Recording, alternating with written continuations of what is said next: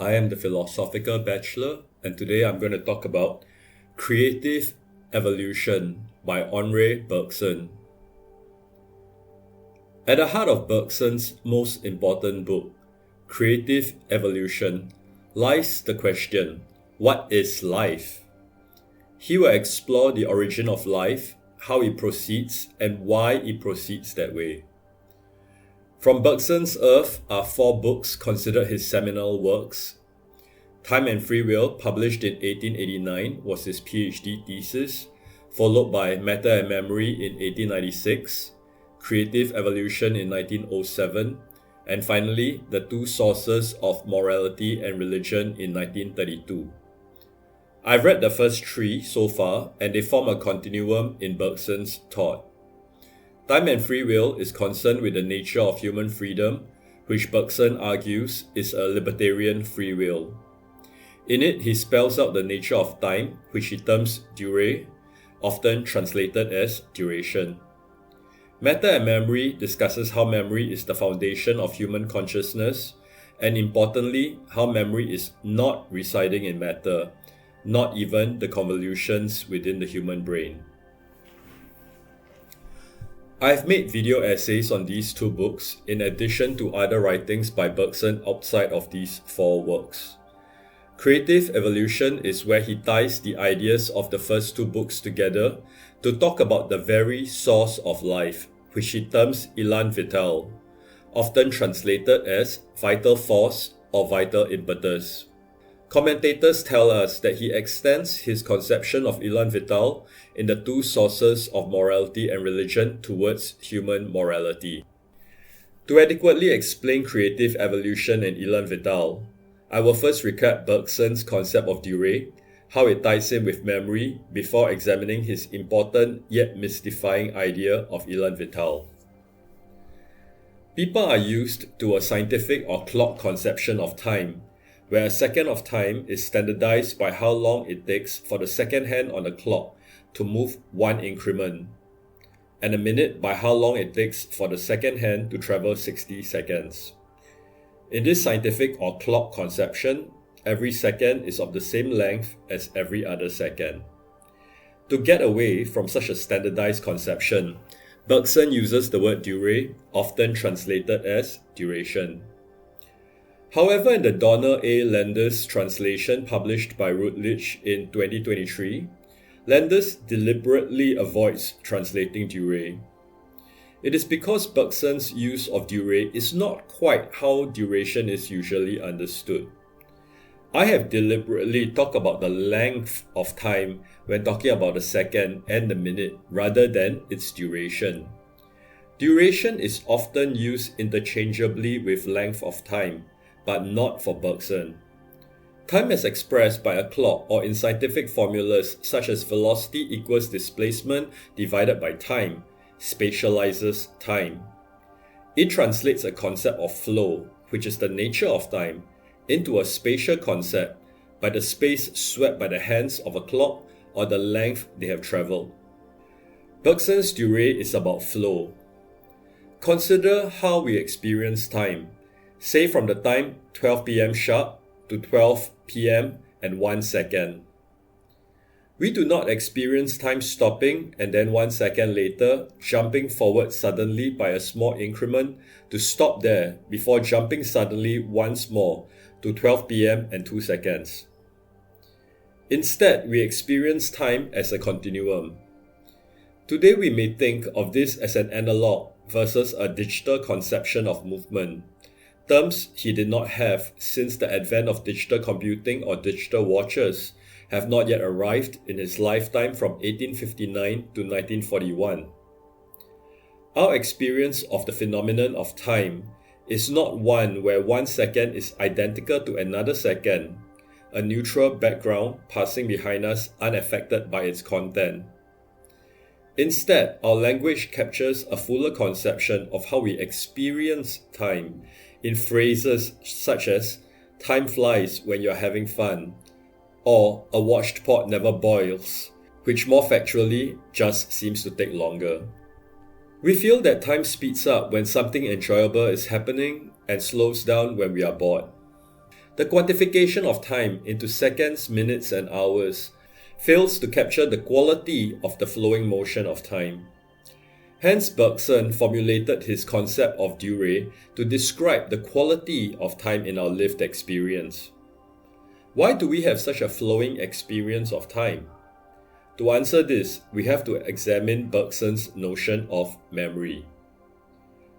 Our experiences of events are not only of the instantaneous moment. What really is a moment of time? Let us consider a bubble popping. To even know that a bubble has popped, we need to remember that there was just a moment before a bubble in the air. At a specific instant, the bubble popped, after which there was simply no more bubble there. Our experience of even this brief event straddles a bit of the past when we saw the bubble and also the present when the bubble burst. In fact, since the bubble bursts rapidly, when we catch ourselves thinking about the bursting will already have been in the past. The present moment no longer contains the bubble. If we did not have memory, we will be unable to cognize the bubble bursting at all. However, how science may describe it is to consider only the instant when the bubble burst. Consider a question found perhaps in a child's science or mathematics test. You are going from A to B being 60 kilometers away on a train. The train travels at 60 kilometers per hour, departing at 10 a.m. What time do you arrive? The question is concerned only with the time of arrival, as if during that 1 hour on the train, nothing worthy of mention occurred. Perhaps you enjoyed breathtaking views, or a fascinating conversation with another passenger, but all that will be deemed irrelevant to the answer the science test demands. Bergson explains why science seems so action or use-oriented compared to our inner experience. It is because our intellect is itself action-oriented. According to Bergson, the key function of our intellect is to support our faculty of action. Hence, it is concerned with breaking down into pieces our perceptions and ideas, so as to represent them symbolically in abstraction through words and mathematical symbols, in order to more easily manipulate them to help us know what to do and how to go about doing it. Our intellect is practical, which then causes our science to be practical. Say we want to shoot a target board. We will have two concerns. The first is where the target is, and the second, how to position our gun in order to achieve our aim. What is of practical importance is how to achieve the start point that will lead to the objective. We are not concerned with what happens in between, from the instant the bullet leaves the barrel to the time just prior to hitting the target. But something is happening from the instant the bullet leaves the barrel to the time just prior to hitting the target. This practical bend is suitable for such practical problems and the methods of science to solve them. It works well for inert objects. However, when we are trying to understand the reality of living things, this practical bend impedes our understanding. Say that instead of the target being an inanimate target board, it is a deer.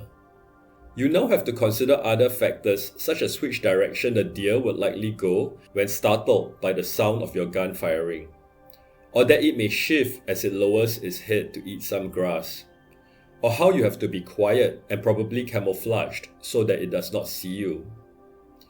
All of which has nothing to do with the physics you were using when you were shooting at the target board. The bullet will still obey the laws of Newtonian mechanics, but the target, which is a living deer, seemingly does not, because living things behave differently from inanimate objects.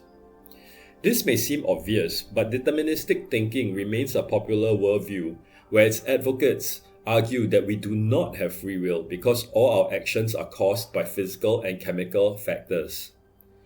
While they are unable to so far reduce our biology and psychology to physical, chemical factors, they believe it is only due to the deficiency of our current scientific knowledge rather than the possibility that biology and psychology are simply irreducible to physics and chemistry.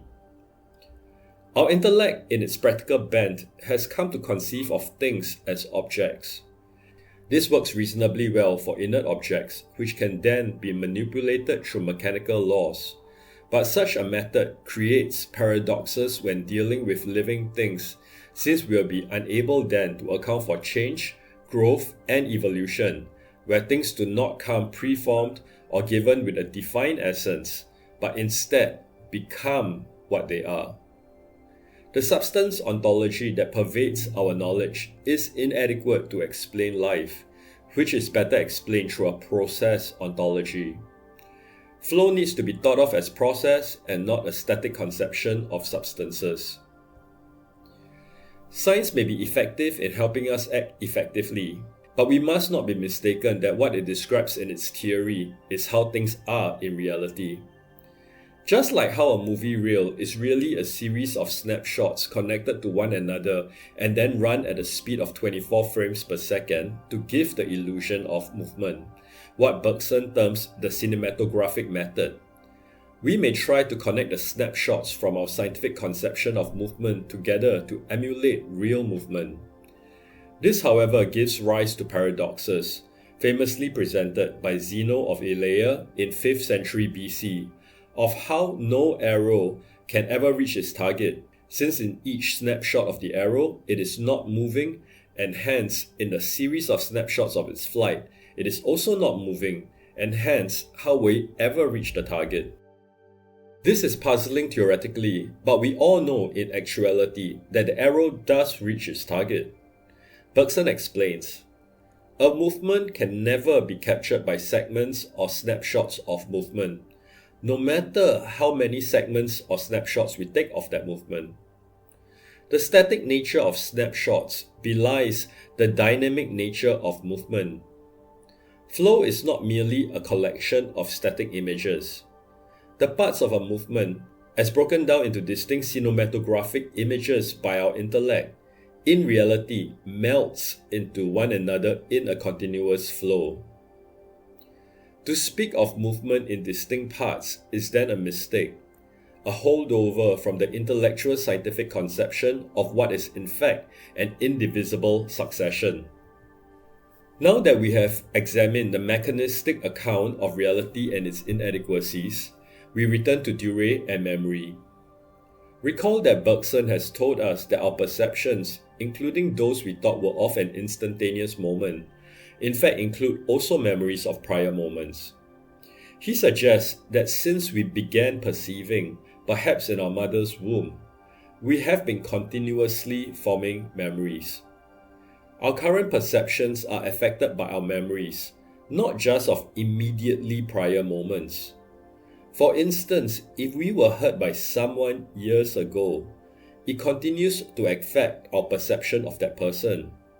This trauma may even mar our relations with other people. The law of causality works well on inanimate objects. Fire a gun the exact same way and its bullet lands in the exact same spot, ceteris paribus. The same cause leads to the same effect. What Bergson contends is that if the elements involve a human being, things are never the same as a prior cause or effect. My pet example on this is to imagine striking an object with a bat. When you strike a ball at the exact same spot with the exact same force, it will land on the same spot each time, ceteris paribus. Instead of a ball, imagine you're striking another person, James, or for that matter, an animal. The first time your blow may land, say on his arm. But the next time, if James is alive and awake, do you think if you exerted the same force and swung exactly the same way, that you will land the blow at that same spot? Surely not, since James would have reacted. He may raise his hand to block the bat the second time round, or simply ran away if he has not yet taken the initiative to strike you back or to seize your bat. Whatever happened to cause and effect? Has the law of causality failed? No, but James has changed. His memory of what happened the first time affects his reaction the second time round. For the case of an idealized ball and bat, each instance of their interaction can be exactly the same. In ideal identical circumstances, hitting with the same force at the same angle and the same spot on the ball will result in it landing at the same point. As far as the ball and bat are concerned, each time the ball is struck is a new case, independent of the previous times.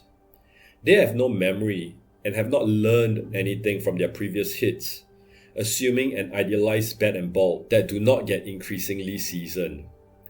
In the case of James, the first time and the second time you attacked him are not new instances or independent. He has a memory of your first attack unlike the ball. He remembers and hence he reacts differently. Our memories are like a snowball that accumulates more snow as it rolls downhill, the accumulated snow being the memory contents of our consciousness. Previous memories inform our current actions. The memories of the current action plus memories further back accumulate together to inform future actions. The mechanistic conception, at least in its naive form, does not account for such an accumulation. For a ball and other inanimate objects, the prior state, n-1, is sufficient to predict the next state, n. Whatever took place in states prior to n-1, if not captured in n-1, might as well not have happened. For a human being, what contributes to our reaction at n is not just n-1, but also moments before that. Say you hit James with a bat 10 years ago. James may still flinch today when you innocently raise your hand in his company, even though you have since apologized and made up with him. The ball reacts the same as it has always done, but for James and you, things may never be the same again. Our consciousness has access to the entire set of our accumulated memories from which to select to inform current actions. As an interesting observation, Bergson's thought as fleshed out in his Earth is itself an example of such an accumulation of durée, as his ideas developed over 40 years, culminating in his Elan Vital, a universal consciousness that is the wellspring of all life, finding its highest expression in human beings. Elan Vital is the source of life according to Bergson. We have already covered mechanism and its offshoot determinism as a concept of life, albeit a dead one which is able only to handle inert objects. Finalism is another concept, where a teleology, a final goal, like a force of attraction, draws each being to completion, pulling it inexorably towards its destination. For such a goal or purpose to exist, there needs to be a supreme agent who decides these purposes to begin with. Bergson rejects such an external finalism. Both mechanism and finalism posit forces external to the living being. Mechanism pushing it constantly from behind as cause and effect unfolds in a determined way, finalism drawing it from the future towards itself. In both, everything has been decided.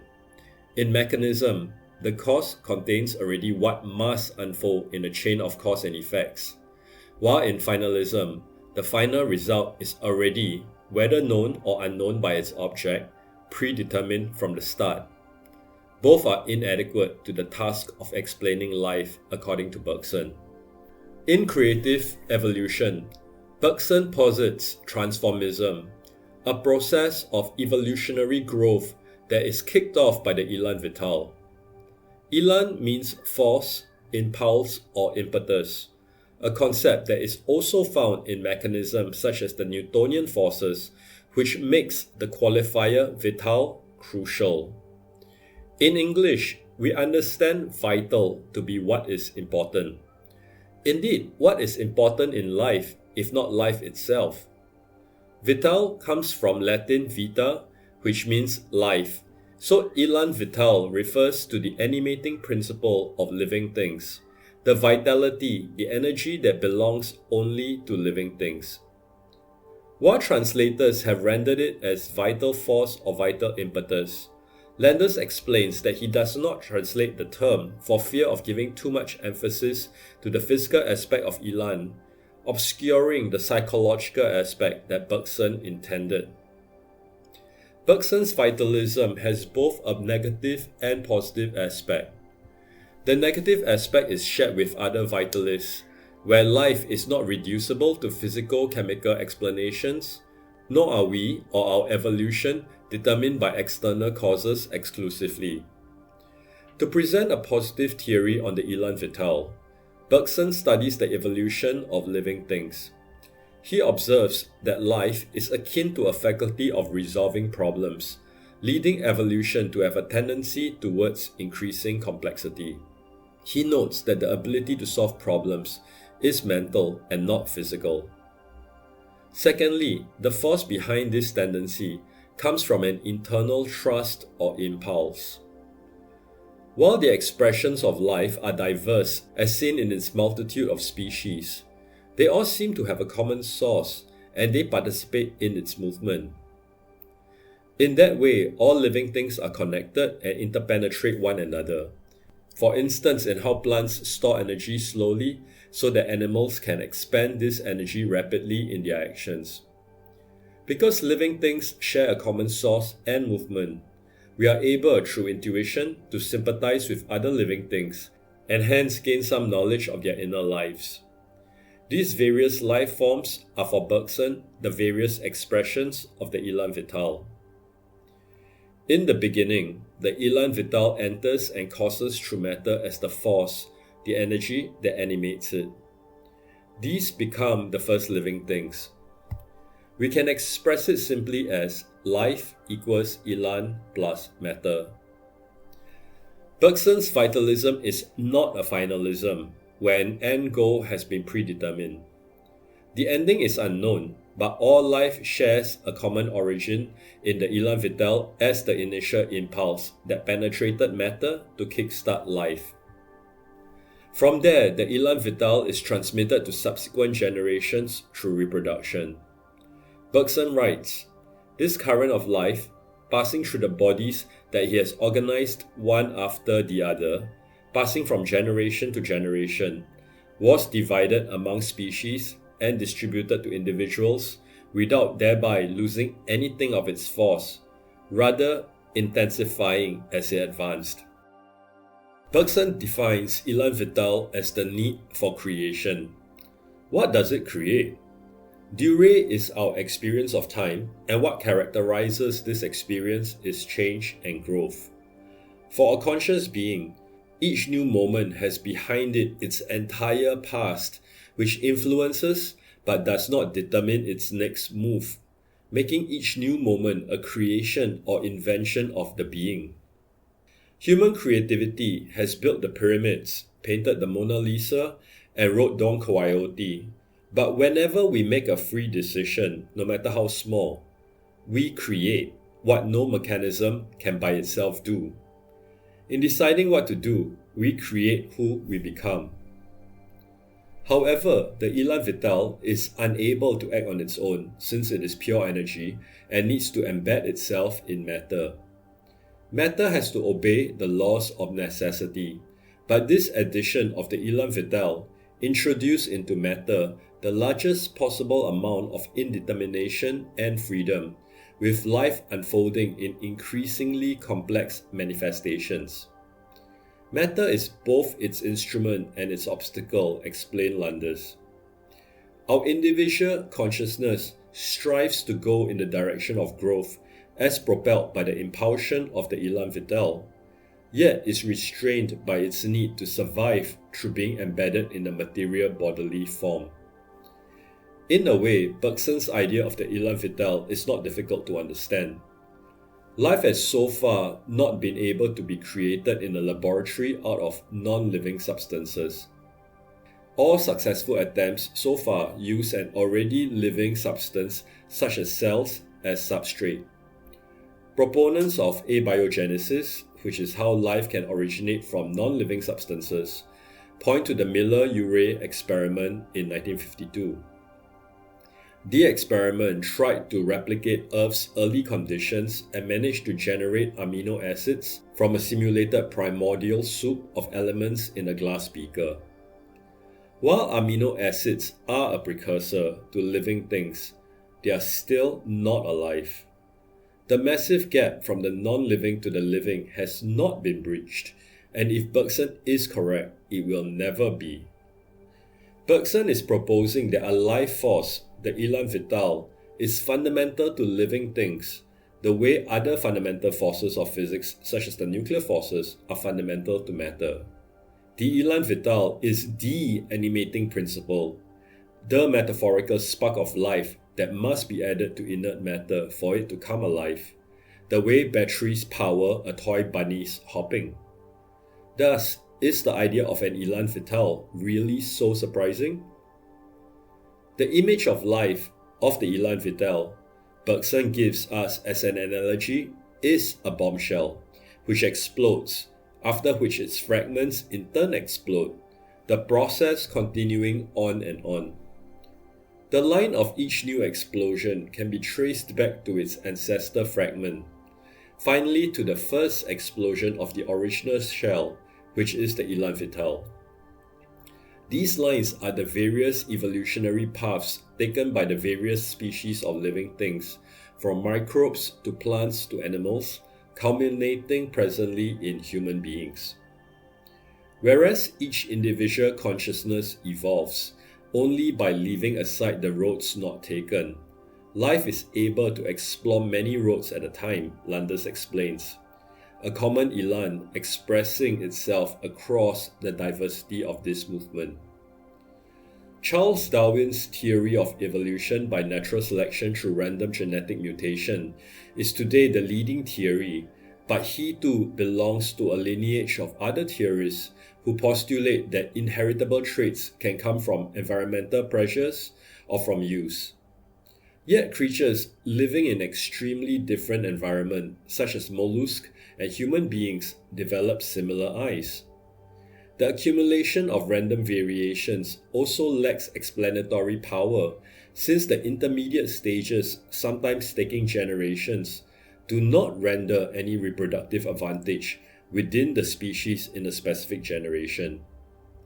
So how can an organ as complex as the human or octopus's eye ever develop, with their different environments and different physiology? How do both human and octopus come to the same solution, developing a physiologically rather similar eye? Besides, while these various evolutionary theories detail the variations, they only tell us the how but not the why. As an aside, the how is pretty much the project of science and of the Bergsonian intellect, which is practical and action-oriented. They can explain the mechanics of how a butterfly flies, but it is not quite within their remit to explain why it flies at all. The answers to why is in the domain of philosophy, not science. Bergson's answer to why the two vastly different species develop a similar organ is surprising. They both have the same problem, the same need for vision, and hence, since they have the same problem, they develop the same solution, as if the answer was already out there, waiting for the different species to find it.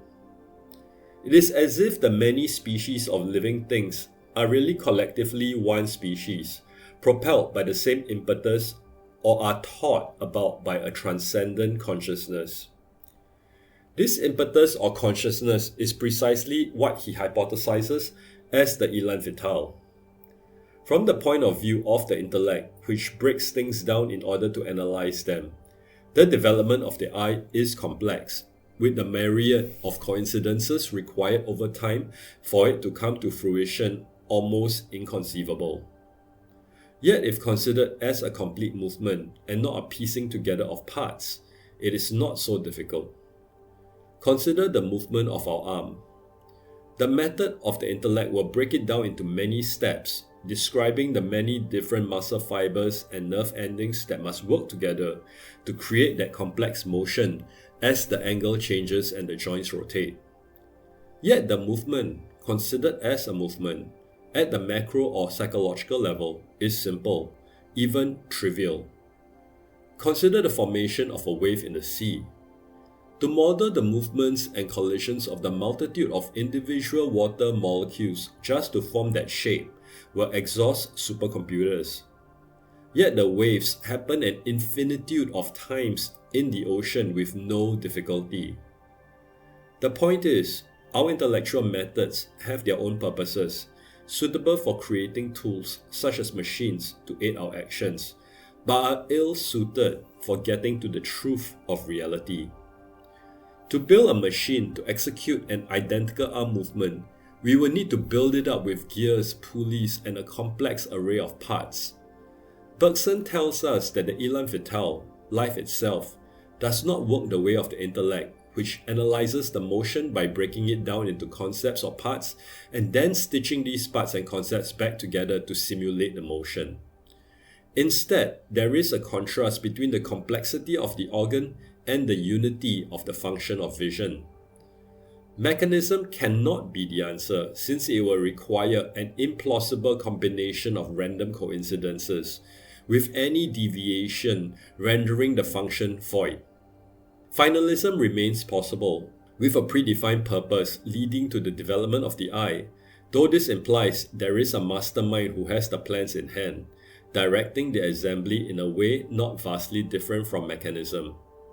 Bergson instead says, life does not proceed by association and the addition of elements, but rather by dissociation and splitting. The way life works is of a different nature, not merely a different degree to mechanism. Bergson requires of his readers a paradigm change. He explains by analogy. Imagine an artist who paints a painting. If we reconstruct the painting first by breaking the complete picture down into pixels, and then building it back up with mosaic tiles, it would seem like a tremendously complex operation. But that is not what the artist does when making her painting. With her brushes and paints, she conveys an indivisible movement onto the canvas. This movement is simple in contrast to the complexity of the mosaic assembly, and yet is more complete, more perfect than what the smallest mosaic tiles can ever achieve. The real painting is the simple act of vision, while the mosaic tiles are the many cells that need to be assembled together to render vision. When moving our arm, the movement sensed from within is a simple and indivisible act. But when replicated externally by the robotic arm, will require a complex, time-consuming assembly according to random mechanism or a plan of the order of assembly according to finalism. Both mechanism and finalism would miss the movement, which is the reality itself, he writes. The movement is more than the position and their order, and also less.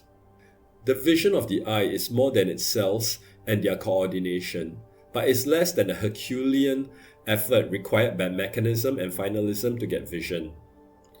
Nature had no more difficulty making an eye than I had raising my hand, he says. Organic development differs from human fabrication. Human fabrication involves an assembly of parts, while organic development is more an avoidance of obstacles.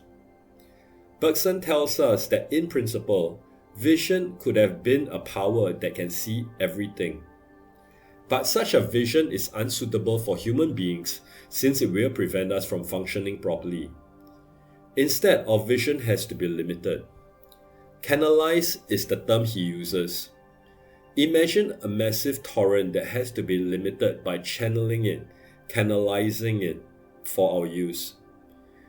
It was as if the starting point was a plenitude of which we have to exclude most of it or control it via channels or canals in order to narrow it down to what we need. Convergence is not at the end point the way finalism posits, but is instead at the start. All life sets off from a common point, the same bombshell, and then proceeds down different, sometimes diverging paths of evolution towards increasing complexity in some of them.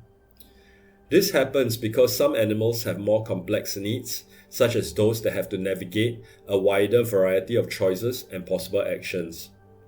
They hence evolve more complex nervous systems, enabling them to have a richer and more intense consciousness to effectively manage. The more that is demanded of them, the more conscious they become.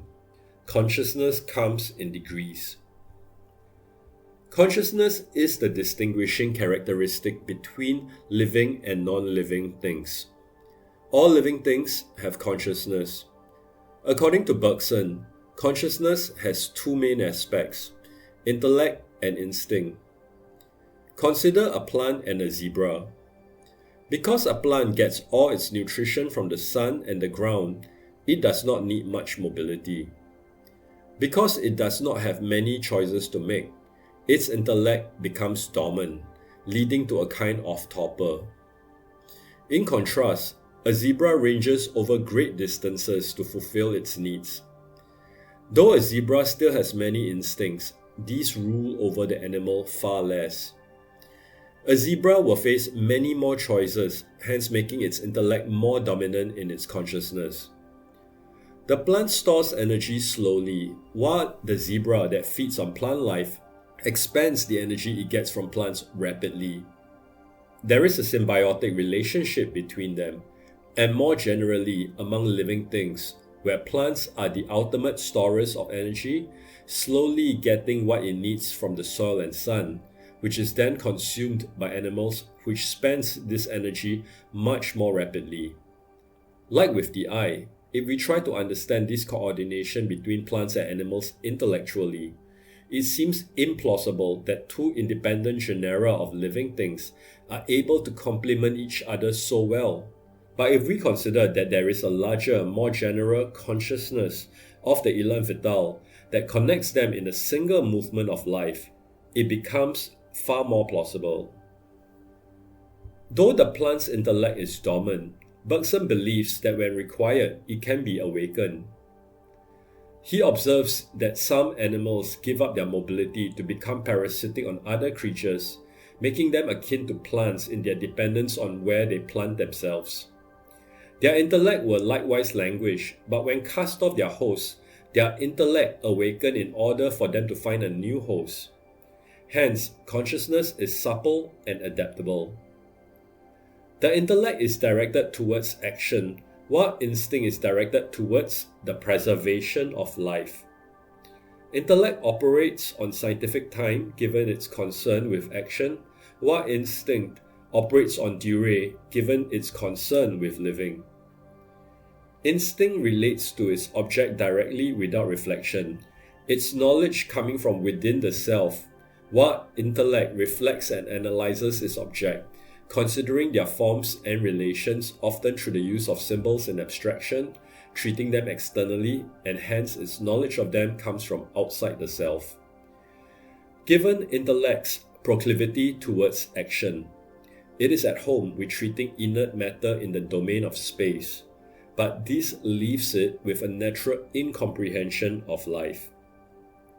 Instinct, on the other hand, is oriented towards the stuff of life, but is unable to think about it given its reactions are immediate and unreflective. Both instinct and intellect are forms of knowledge. Instinct is enacted knowledge, while intellect is taught or conscious knowledge, notes Landers.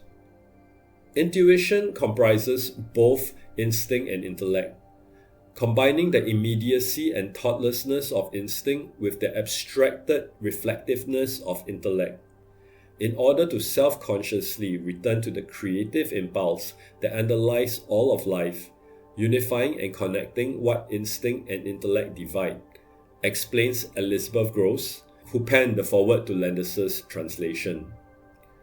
We plug into our intuition through sympathy, by imagining the inner life of things both living and inanimate, including ourselves, entering into its durée but not through the medium of words or symbols.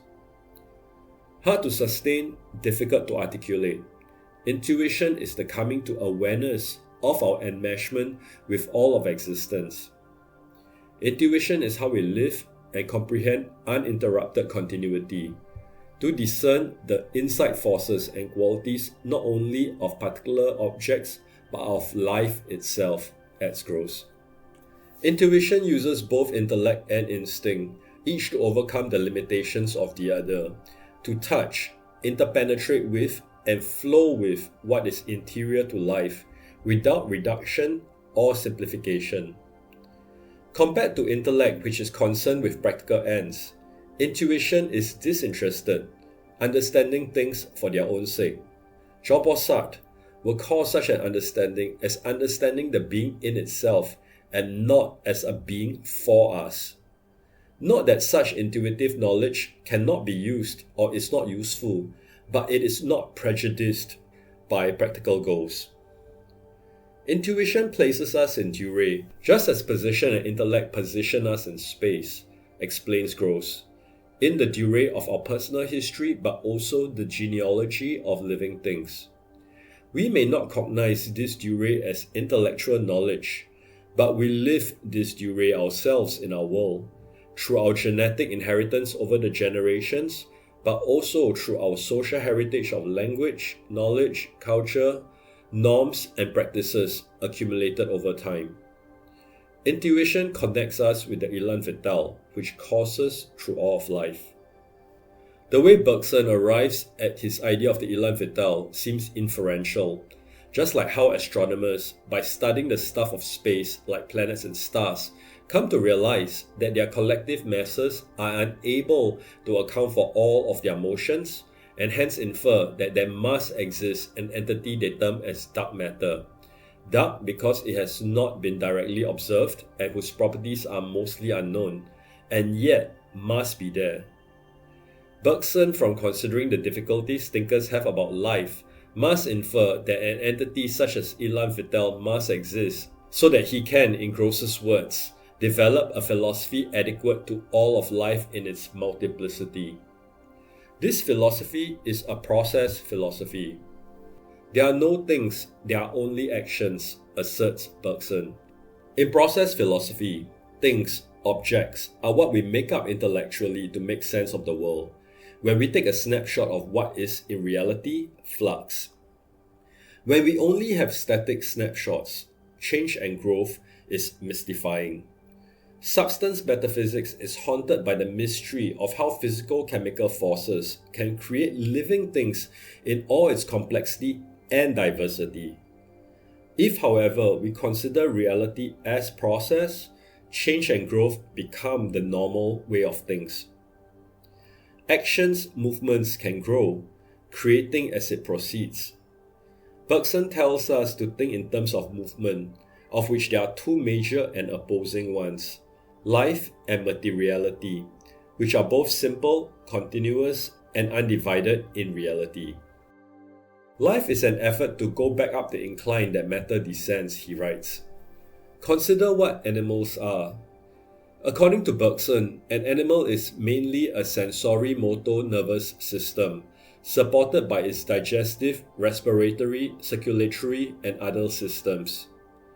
These systems all exist for the sake of the animal's sensory-motor system, to clean, repair, and protect the sensory-motor system, and to make it as independent of the external circumstances as possible, and to give it energy so that it can move.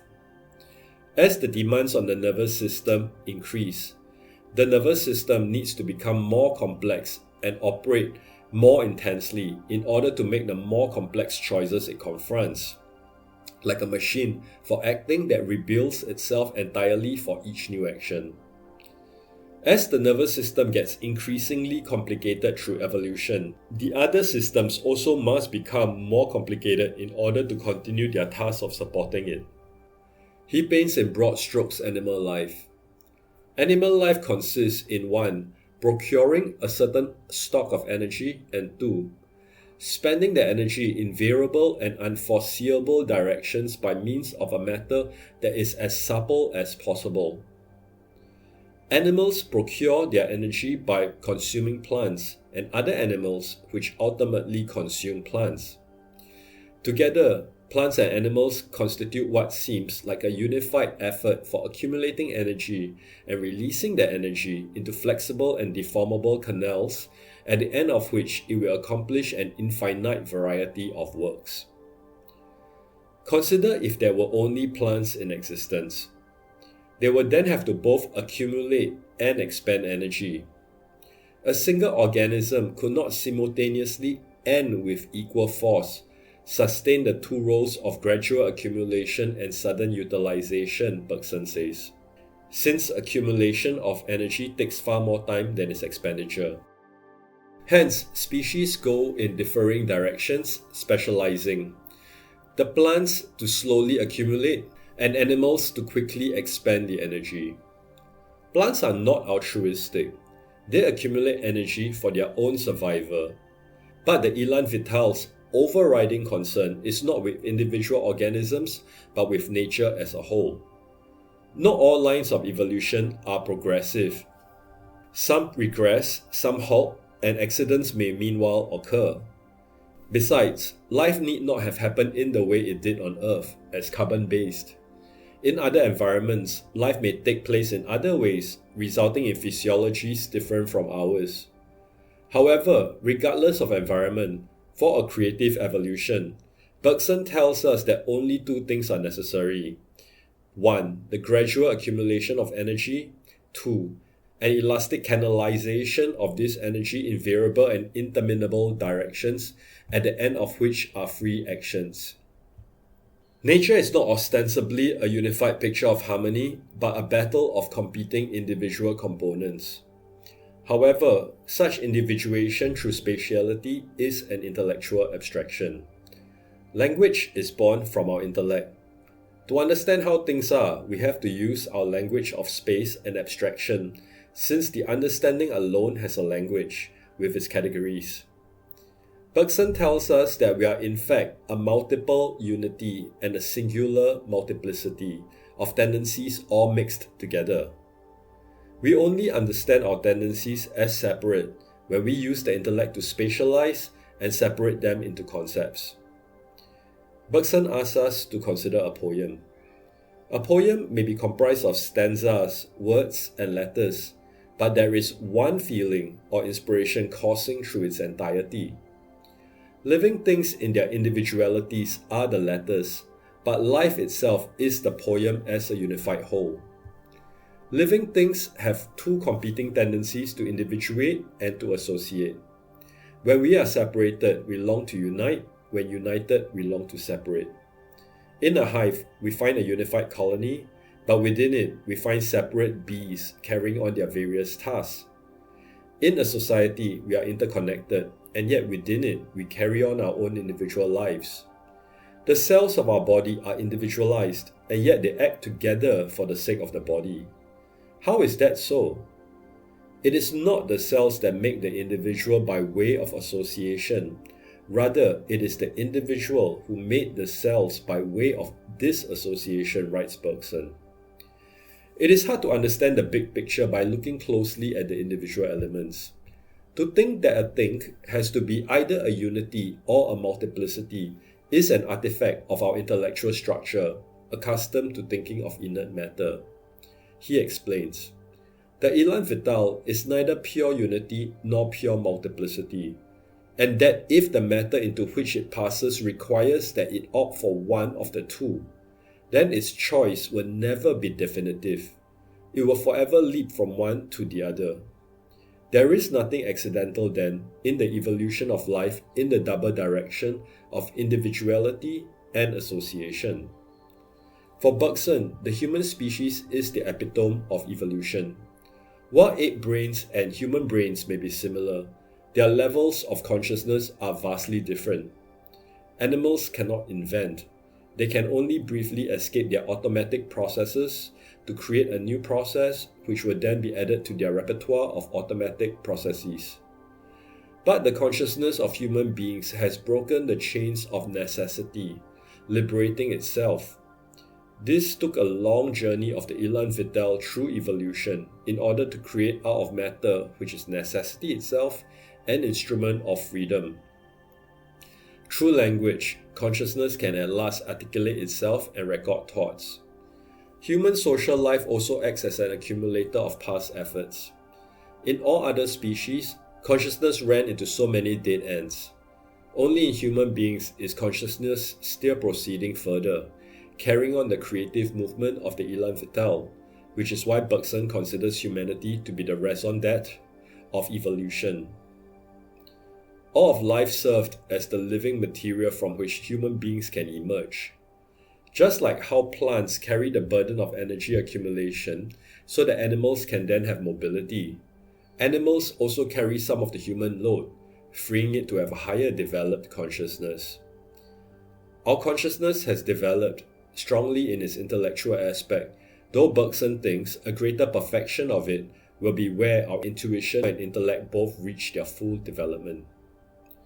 Bergson believes that the further philosophy advances, the more we realize that intuition is mind, and life itself and hence will finally lead us to the spiritual life. However, it is not that the spiritual life has no relation to the life of the body. He sees the spirit as a force trying to rise up while its body as matter pulls it downwards. The élan vital is a supra-consciousness that has been subdivided into individual living beings by their matter. Like a great river, it splits up into smaller streams, but the movement of the currents are distinct from the riverbeds through which they flow. The water has to adapt to the twists and turns of the riverbed and banks, but is nonetheless distinct from them. The waters are the élan vital, and the riverbed and banks the body. He writes, consciousness is distinct from the organism that it animates, even though it must suffer certain of its vicissitudes. Consciousness needs to embed itself into matter in order to act in the world, and hence needs to adapt to it, which explains why our consciousness emphasizes the intellect in order to master inert matter. But consciousness in itself is free. It is freedom itself, declares Bergson. By understanding that the source of all life is the élan vital, and how all things are connected through it, affecting and depending on one another, Bergson believes that we will collectively be able to overcome many obstacles. Bergson does not call the élan vital a cosmic consciousness, at least in creative evolution.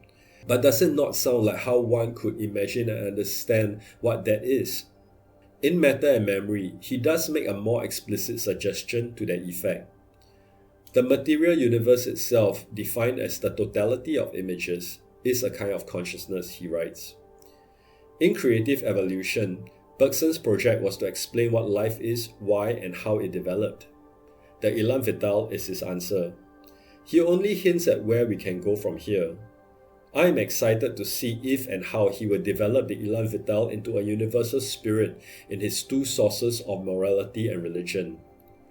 In his letter to Friar Joseph de Tonquédec, Bergson clarifies that the élan vital is not God. There are many resonances in the élan vital with Arthur Schopenhauer's will, in both its manifestation as the big river representing the universal will and smaller streams which are the individuated wills, and with Baruch Spinoza for his Deus Siva Natura, God as identical to nature except for one critical difference. They both are determinists, while Bergson's theses are premised on freedom. The élan vital also resonates with Richard Maurice Barker's cosmic consciousness and seems compatible with Bach's notion of how human consciousness is evolving towards greater capabilities, including the capability of enlightenment. I mention these as a note to self as possible directions for synthesis, research, and contemplation. Thank you for listening to the Philosophical Bachelor.